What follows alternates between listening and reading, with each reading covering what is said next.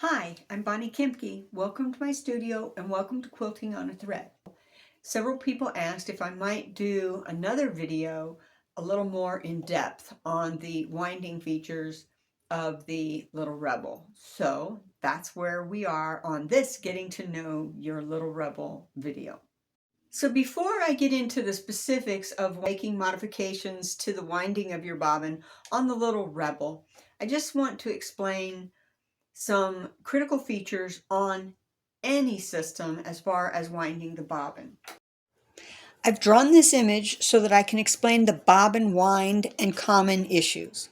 The thread from your winding mechanism's tensioning discs needs to hit the bobbin in the center of the bobbin spool to get that nice even wind. This is indicated on the right side of my drawing and the line is labeled correct. Problems occur when the thread hits the bobbin above the center of the spool or below the center of the spool. These cases are indicated on the left side of my drawing. The line labeled top coning depicts the thread hitting the bobbin above the center of the spool. What happens is that the thread will naturally accumulate at the top of the bobbin spool. This will happen for several rounds before being edged to the lower half of the spool. The thread will quickly return to winding on the top half of the bobbin spool because the natural lay of the thread line between the tensioning discs and the bobbin is there at the top of the spool. On the lower line, labeled bottom coning, the exact opposite occurs. Basically, the more centered the natural lay of the thread in a direct, level line between the tensioning discs and the bobbin, the better your wind will be. So now I have you positioned so that you can see the entire bobbin winding assembly. So the bobbin winding assembly has two structures: the carriage that helps to that you use to adjust the fill of your bobbin. This is the tensioning disc. Beneath it, a nut.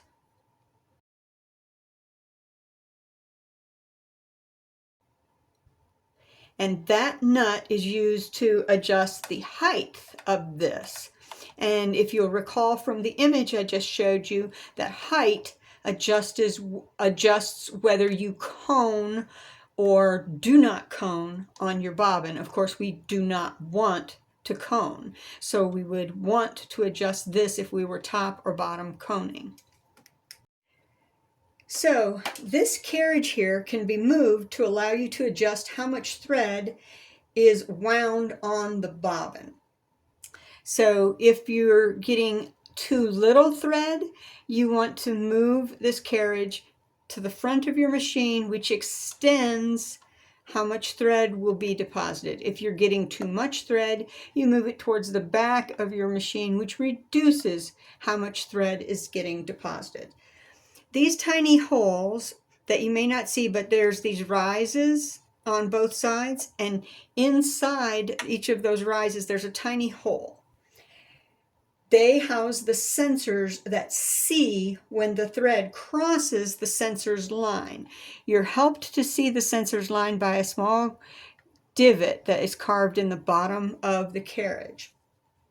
Once the thread crosses that line of sight, then the winding mechanism will automatically stop. And this works best in proper lighting. So these sensors are affected by lighting. So if you have too much light that's shining right into those sensors, you're going to blind the sensors. If you have too little light, let's take it that the sensors are squinting, they cannot see. So if you're having problem with your wind just working, then test the lighting in your room. Try adding more light or reducing light to see if your winder will work properly. Now, I spoke about adjusting this carriage. How you adjust this carriage is you loosen this nut. Remember, it's always righty-tighty, lefty-loosey. So once you loosen that nut, don't remove the nut, loosen the nut. Then the carriage will flow. it'll move freely. I find it's easier to adjust your bobbin fill level if you have a bobbin in place. And what should happen is you should adjust this carriage until the bobbin just barely crests that line. Now, if you like a little bit less thread, go ahead and let the lip of the bobbin completely cover that line. I'm going to go ahead and just crest that line. And then I'm going to tighten it. Remember, righty, tighty, lefty, loose. Do not over tighten the screw. So there's two things to remember. Don't remove the screw. Don't over tighten the screw. So you want to get it to tight and then a tad more, but nothing that will make that difficult for you to remove or loosen in the future. This second part of your bobbin winding assembly is the tension discs. And this assembly here, this little subset, controls two things. It controls the tension, of course, in the discs, and it also controls the height of this, which means where your thread is striking the spool of your bobbin. If you remember from my drawing, you want to strike the thread in the center of the bobbin's spool. So if you need to adjust the tension, all you need to do is twist this white knob and you can adjust the tension. That changes the tension on the discs themselves. I'm going to put that back. So remember, if your bobbin is winding too loosely or too tight, then you adjust with this. And so for thread that is too loose and to tighten, you rotate to the right. So you rotate clockwise. If your thread is too tight and you want to loosen, you rotate counterclockwise. Usually you'll do an entire rotation of this to make adjustments, but you can do little micro adjustments just like I've been doing here. So if the thread path is incorrect, meaning the thread is going too high on your bobbin or too low on your bobbin, then you adjust the nut beneath this whole assembly using a 7mm wrench. You do not have this in your kit. You have to go buy one. It simply fits underneath here, grabs that nut, and again, lefty loosey, righty tighty.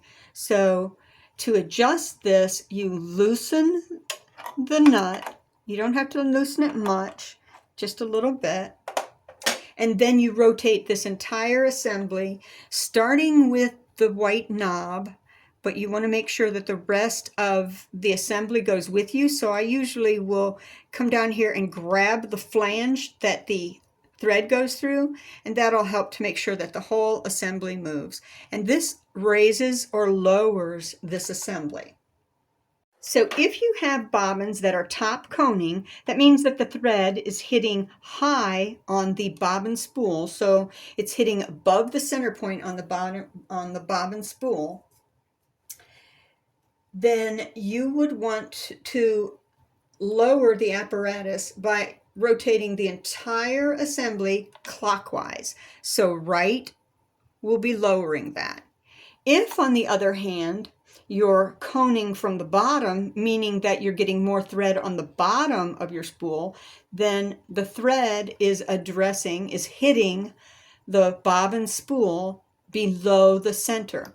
So to raise this, then you rotate to the left, and that raises this up. So always remember, after doing any adjustments, that you come in here and then get that open wrench on there, on that nut, and then tighten the nut. Again, not so tight that if you came back to it and needed to adjust it again, that you wouldn't be able to move that nut. So once you have these adjustments made, you're ready to wind a bobbin.